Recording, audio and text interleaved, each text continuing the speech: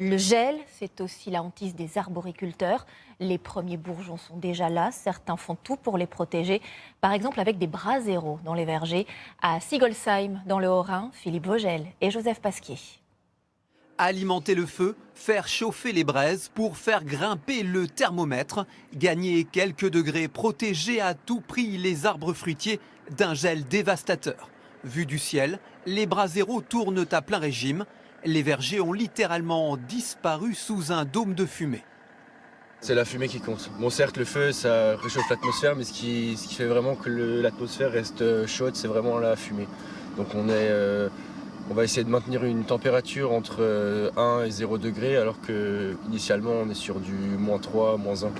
Les bras zéro ont été placés tous les 5 mètres en alternance avec des bougies au plus près possible des arbres.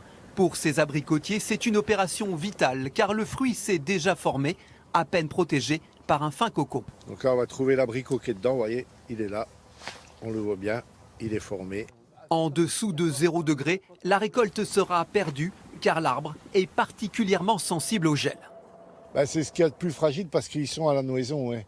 Les pêches sont encore un peu en fleurs, encore un tout petit peu, mais eux ont déjà passé ce stade, donc oui, actuellement c'est les plus fragiles.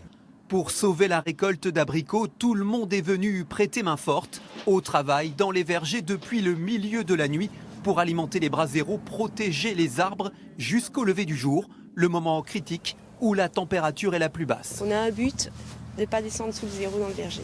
Cette année, c'est la 3e fois déjà et c'est reparti pour la nuit prochaine et la nuit suivante où a priori on a encore des gelées assez intenses.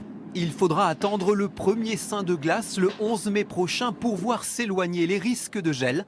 Mais en attendant, les producteurs de fruits vont devoir rester mobilisés.